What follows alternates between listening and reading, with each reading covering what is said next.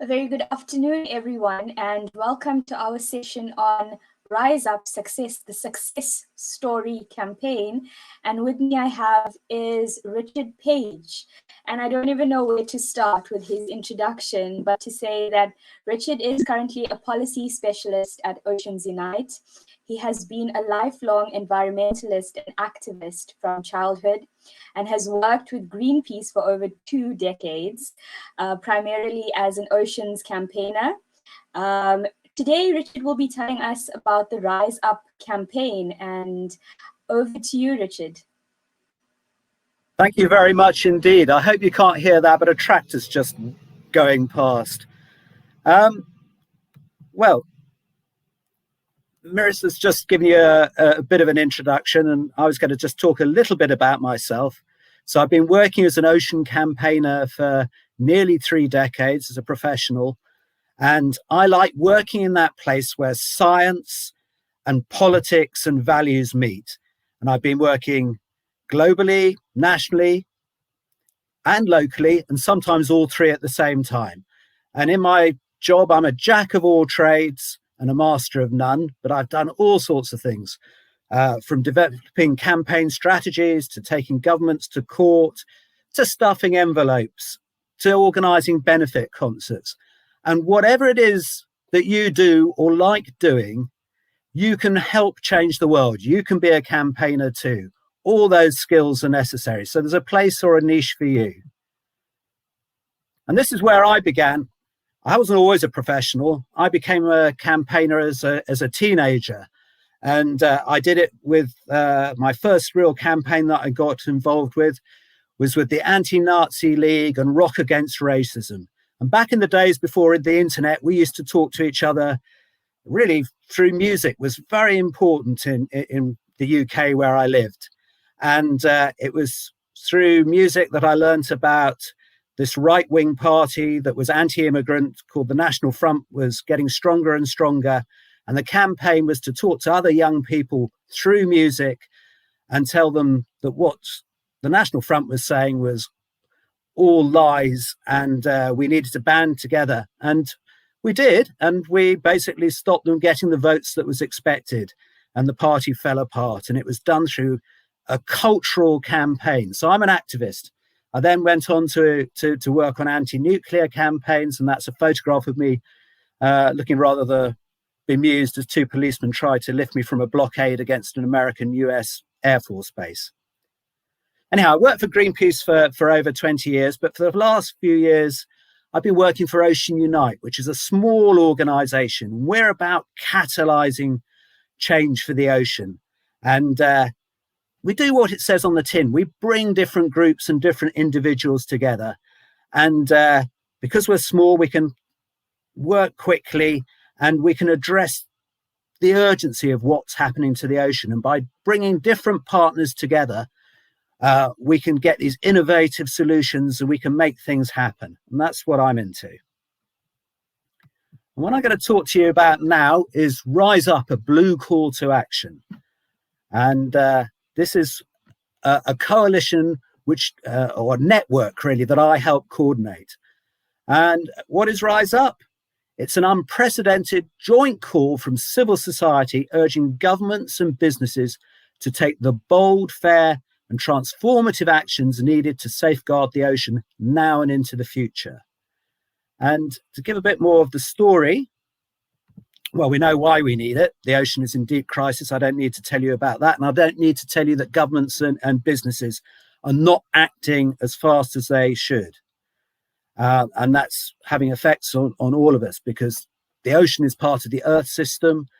It provides half the oxygen we breathe, and it provides food and livelihoods for billions of people. And so we need to act now. And the story of Rise Up is this, that we essentially in May 2019, Ocean Unite collaborated with Oceano Azul, a foundation in Portugal, and the Oak Foundation to bring representatives from quite a diverse set of organizations together, including NGOs, fisher folk, indigenous peoples, funders, to see what the common priorities were for ocean action. What we really need to turn the ocean crisis around. What are the solutions? And to put together a common agenda, a common call to action with some clear goals and associated actions, and take that to the UN Ocean Conference that was going to take place in Lisbon in 2020. But we all know what happened next. But before I get to that, I'm just going to tell you what the goals are. So Rise Up is this statement that originally 26 organizations signed on to. And there are basically 6 goals, and I'm just going to run very quickly through those. But there are also, each goal has a set of associated actions with it. And if you go to the website, you'll be able to read this at your leisure. But the first goal is to restore ocean life. Of course, that's what we want to do. We want to make the oceans healthy and have fish and other marine biodiversity basically no longer threatened. And of course, we want to address fishing and unsustainable fishing and destructive fishing, as that is the major pressure on the ocean. But we also know that overfishing isn't the only problem, that the ocean is heating. It's absorbed lots of the excess heat. And this is having an impact that's working synergistically with overfishing and these other pressures. And so we need to invest immediately in a net zero carbon emissions future. You cannot address the ocean biodiversity crisis without also climate. All these goals and actions are interlinked. We need to speed the transition to a circular economy. We all know about reduce, reuse, recycling, how we have to address consumption. And earlier on this afternoon, I heard Ghislaine talking very articulately about the work that he's doing to help us speed that transition. Fantastic work. E is for empowering and supporting coastal people.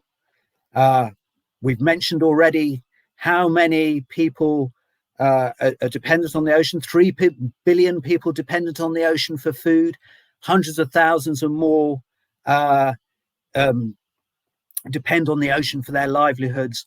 A lot of them are very vulnerable. And if you read the sort of small text, I haven't got my glasses on, but you'll know that in this, we particularly pay attention on the need to empower indigenous peoples and coastal communities, women, and of course, youth.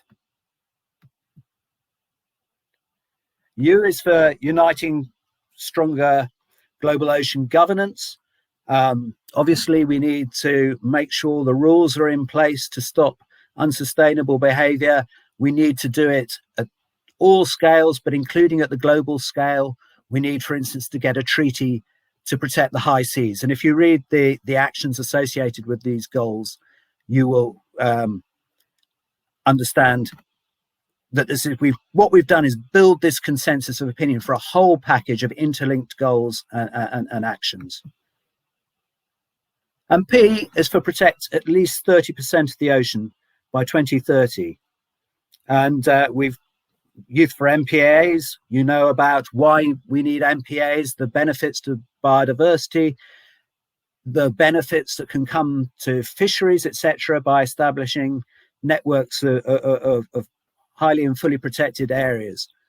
But what I think is interesting about the way we've expressed this goal is that we had indigenous people in the room helping negotiate the text, and we've made a point that we need to establish a global network of effective and representative marine protected and indigenous peoples and local community conserved areas that are fully or highly protected. And we're bridging this gap because too often coastal communities have not been involved in deciding where protected areas should be, in their management, etc., etc. And where that happens, you don't get your desired results for both nature and people. So we launched Rise Up in February 2020 at a preparatory meeting for the UN Ocean Conference that was going to be. And we managed to even get Rise Up presented to the UN Secretary General. And here's a picture of him accepting it. And he was very positive, because here it was, a very large cross-section of civil society coming together with a common agenda that showed the linkages between the different goals and actions, speaking with one voice. So he was very receptive. And so we got off to a very good start. But then, of course, the pandemic happened, and it caused us, I think, all to stop and think. And certainly for, I think, a lot of us in the North, it gave us a chance to think that we too are vulnerable. And it even caused this man here to think, and this is Lord Brown, who was the ex-CEO of BP, one of the most aggressive oil companies in the world. And I woke up one morning to hear him on the radio talking about the need to respect nature, and that how our destruction of nature was not only causing the climate emergency, but was also behind the arrival of COVID, etc. And so suddenly all these people were talking about the need to build back better.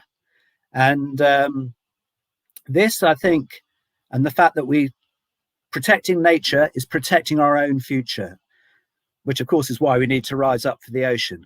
And I think this gives us an extraordinary opportunity to make big scale transformative changes.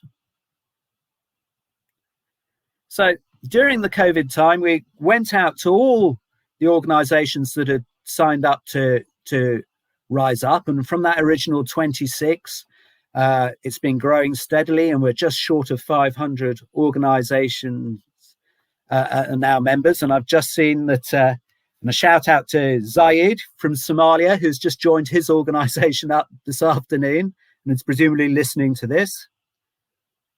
And yes, I can send this presentation afterwards.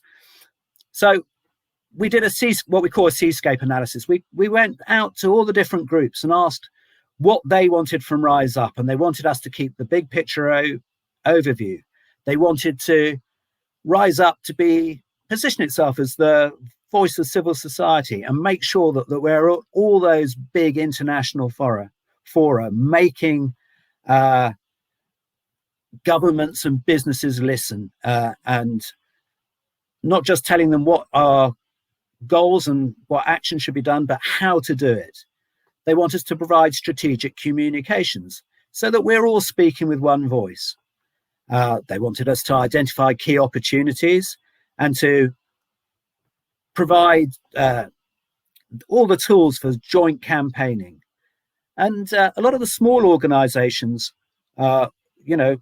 wanted to use the network to gain advice from the sort of hive mind, share info about the work they were doing, and see if there were ways that they could find new partners to work with and amplify and improve their work.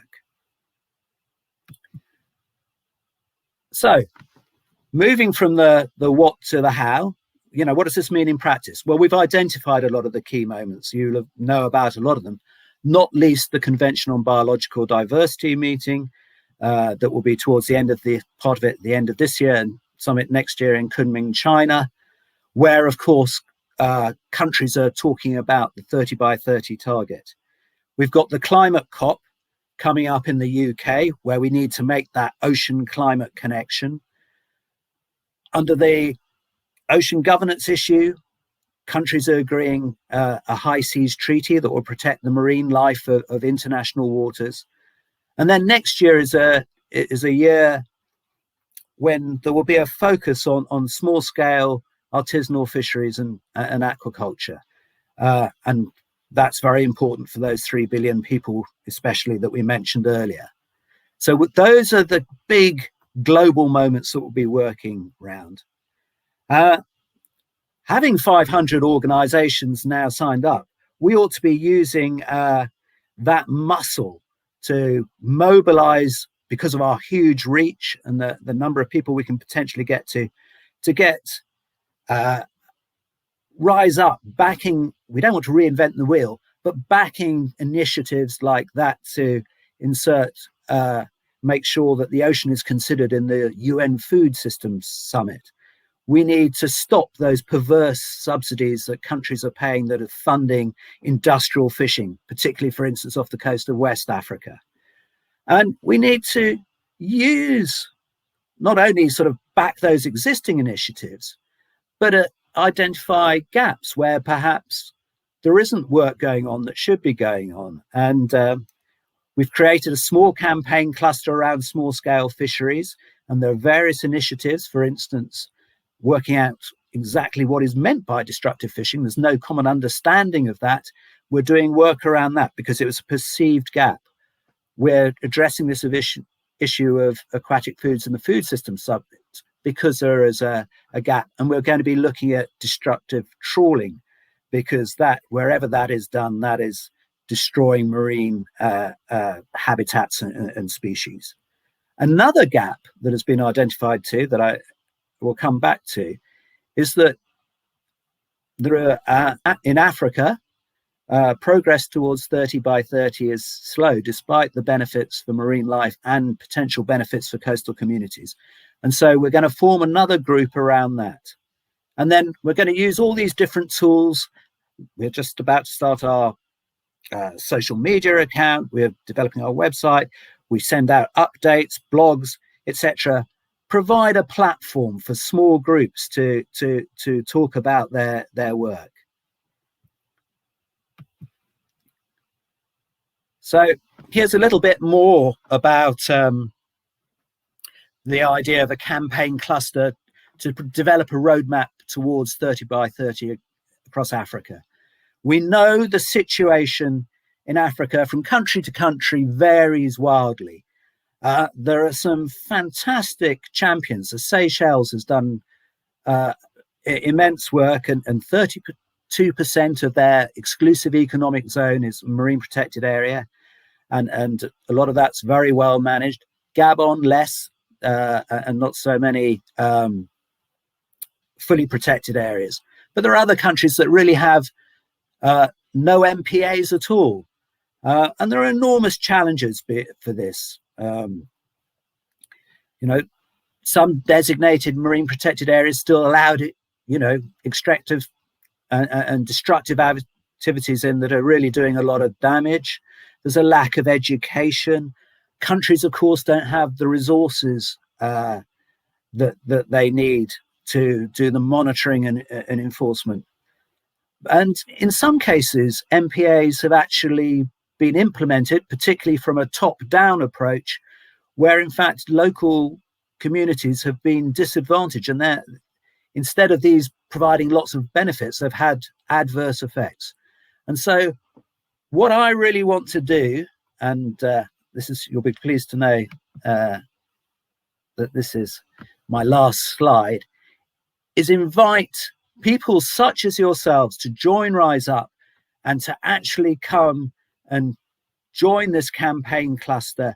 And we can help facilitate conversations and provide tools to create the Africa that you want and the African marine environment you want, and to make sure it serves your needs.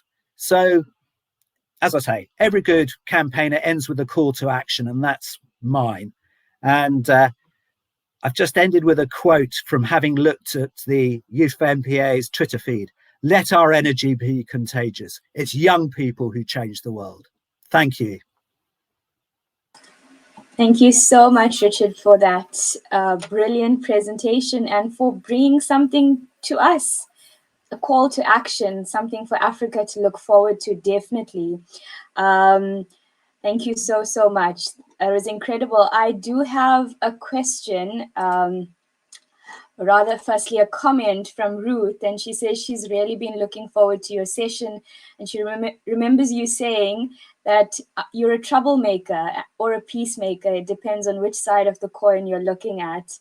And I think, as ocean advocates, you can definitely identify with a saying like that. And this is also a question from Ruth. If I can just quickly get to that. She says, "Thank you so much for your presentation, Richard.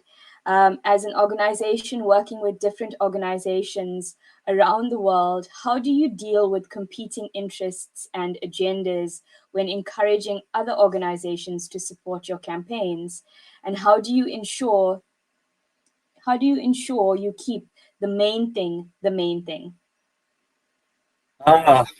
Well, I think there are lots of, ways of working, but one of the most important things is to listen. I'm glad to say that within the ocean community as a whole, it seems less competitive than it did, say, 10 years ago. And I think there are two main reasons for this. One is that as the ocean community, people who are interested in a sustainable ocean, has matured, we're just see it less as a competition and more as an ecosystem where we're all part of the system helping to create change, and that we have different niches and different skills. And so there's a sort of growing maturity. We're more collaborative. But I also think people have realized that the scale of the problem is so enormous. We are not going to get the world's governments and businesses to do the right thing unless we work collaboratively and collectively. There is power in a union. In terms of actually how you get people to work together, I think it's you have to spend time, you have to get round a table, you have to talk, you have to listen, and you have to sort of agree your objectives. It's quite nice if you agree ways of working, about being respectful to each other, and you have to put the time in. These things don't happen overnight, or at least not that often. But thank you so much. Where there's a will, there's a way. Of course, always. Our next question is from Nileyo, and she says, "Thanks, Richard. Does Rise Up have operations in Mozambique, and if so, which organizations?" Right. Okay. So Rise Up is basically, we're a network, and so I off the top of my head, I can only think of one organization in Mozambique, which is called Love the Oceans, which is a small community organization trying to create a small MPA that is doing a lot of work with local fishermen. It's doing some science work, and they're trying to develop a model whereby the coastal community where it's based, and I can't remember the name, will reap economic benefits from ocean protection. But there may be more. It's hard to keep track when you've got 500 organizations. Most definitely. Hopefully we'll be able to get you a little bit more on that, Nileyo, soon. The other question is from Hamid, and he asks, "How do you deal with a lack of funding, especially after COVID-19 has caused funding for NGOs and organizations to shrink?" And if I can also just add on to what Hamid is saying, Richard, with something from my side, you did say that COVID has caused us to actually pause and relook at things. But how does one actually, continue with their campaigns in the face of adversity, or when something like COVID-19 crops up, so that it doesn't actually take the back seat, but it still continues to make that and leave that impact despite of all the chaos that's happening around us? Yeah, that's quite a lot to tease out. Well, that's the several $100 billion question. Finding money for doing the right thing. Mm-hmm. And I think there isn't anybody in my world who isn't thinking about this. I think we've got to persuade businesses to understand it is in their interest to put their resources into developing a sustainable future. Governments need to direct money towards the right thing. There are economic studies showing just how much marine protected areas sort of bring back in terms of you make an investment. Basically, every dollar you put in comes back as $5 in different kinds of returns. We need to start valuing the services that the ocean provides us. So that's a bit about the money question, but it is difficult. And the ocean doesn't get enough money. And in fact, we need to also make sure, I saw there was a paper that came out in Conservation Biology yesterday, which is talking about how do you make sure that the money for conservation and for implementing 30 by 30, that the burden isn't placed on those countries that can least afford it. In terms of keeping up in terms of COVID, I think the answer is we just don't have to have a choice. We have to be aware of the context in which we're working. And I think one of the things that has come clear is that the drivers that are initially causing these coronaviruses to come into are actually many of the same drivers that are ecological ones. Deforestation, etc., is leading to these diseases coming into contact with people. And so actually addressing environmental protection will help defend us against future pandemics. But obviously, being in government is very hard. People would spend less on guns and weapons would be a good start. Of course, that's always the trick there. And I think Hamid also asks another question. I'm not quite sure. He says, would the network attend COP26? Not sure if he's speaking into the Rise Up network. And what is the position of the ocean in COP26, especially with oceanic streams that play a major role in global climate regulation seem to be affected by climate change, slowing down the Gulf Stream?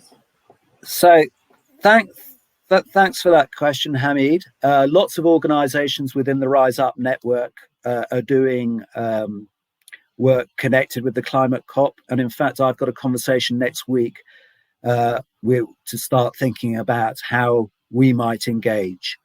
The ocean has been much neglected in the longer term within the climate negotiations, but the report that came back out a couple of years, that IPCC report on the cryosphere, i.e. the icy realms and the oceans, made clear how important the ocean is in the climate system. And as I said, it's important for carbon sequestration, carbon storage. Obviously, we need to protect the ocean in terms of food security. It's being impacted. Fish populations are changing, etc. And I think we need to keep that drumbeat of saying you cannot address the climate emergency without addressing the ocean. And within the climate COP, we need to be talking about getting streams of funding into because countries are and governments are putting money into addressing climate. We've got to make sure a proper proportion of that goes into ocean issues. Thank you so much for that, Richard. And I hope, Hamid, that gives you some insight as well into your question. Are you, Bianca, am I audible? Yep, you're fine. I'm not sure why it's echoing. Okay, thank you. Richard, I don't want to take away from the last slide that you showed us. I mean, that was certainly something for us to think about. And I don't know if you could please put it back up, and would love to know more, and how we can actually answer that call to action that you've actually put up for us. Right, I'll see if I can put it back up again.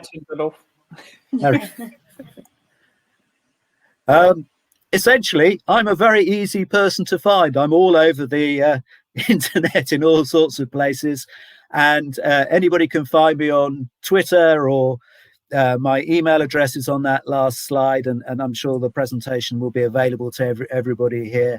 All you have to do is contact me or contact Rise Up, and then we can get the ball rolling. And I really hope to be meeting a lot of you in person, or at least across the internet very soon, and talking to you all. I'm very easy to find and always happy to talk to anyone.